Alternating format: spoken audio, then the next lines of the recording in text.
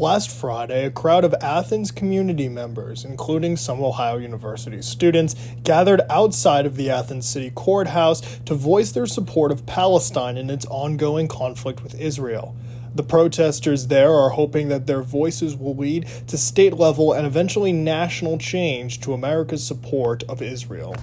I believe Ohio is the second most invested state in terms of investments in Israeli companies. And then for the federal government, Democrats in the federal government, Joe Biden, are supporting this genocide unequivocally. And that's not acceptable at all. It's ridiculous that the United States is supporting this genocide, and it's ridiculous that despite popular disapproval and popular support for ceasefire, that is not happening at all. That's not even a part of the national conversation. Despite the United States' continuous support of Israel, some Athens residents hold out hope for a ceasefire.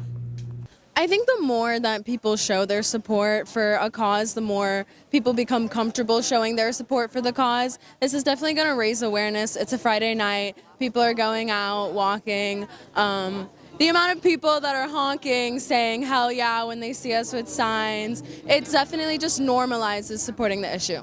The only way to keep people knowledgeable, to keep people informed, to keep people aware, and just realizing this is an ongoing genocide is to keep talking about it, is to create local spaces and local events and rallies and marches where we say, hey, we need a ceasefire, genocide is happening, ceasefire now.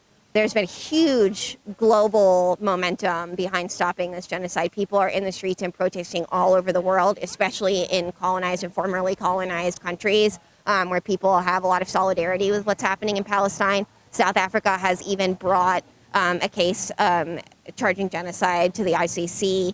And so despite all of that momentum, people in the streets all over the world, this genocide just continues. Anyone who wants to participate in further events should connect with the group via Facebook.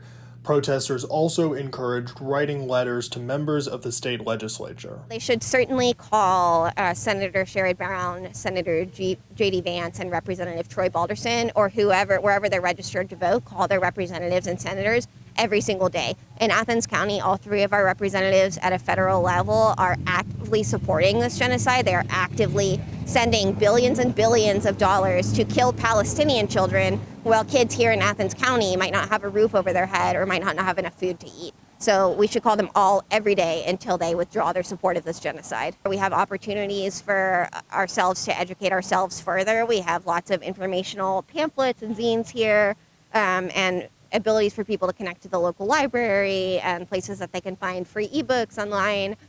So hopefully we can all grow in our knowledge and our commitment. I think folks can obviously come out, speak, share, talk to us, listen, learn, be willing to educate themselves. There are plenty of people reporting from on the ground in Gaza and in the West Bank about what's going on there right now. People can, of course, write to their representatives. People can demand that their local as well as more federal representatives take action and demand a ceasefire. I think particularly in terms of this local event, it's important to demand that our local representatives or that Athens comes forward with a ceasefire resolution or something like that. Just be vocal, look into it, do your own research, listen to voices that are on the ground in Palestine, be educated, make sure the people around you are educated, and don't be afraid to take a stand.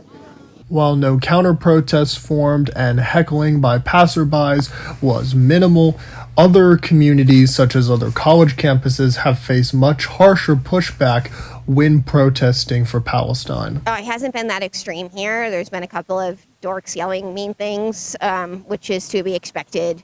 In other places, repression against Palestinian and pro-Palestinian advocates and activists has been a lot more intense. Even as close as Ohio State, student organizations have been suspended for speaking out for Palestine. There have been Palestinian people who have actually been murdered in hate crimes since this started. So Palestinians, Arabs, Muslims, and people of color in particular who are speaking out for Palestine have been facing a lot of repression in the United States and around the world. Here in Athens, we haven't seen too much pushback. For The Post, I'm Nicholas Kobe.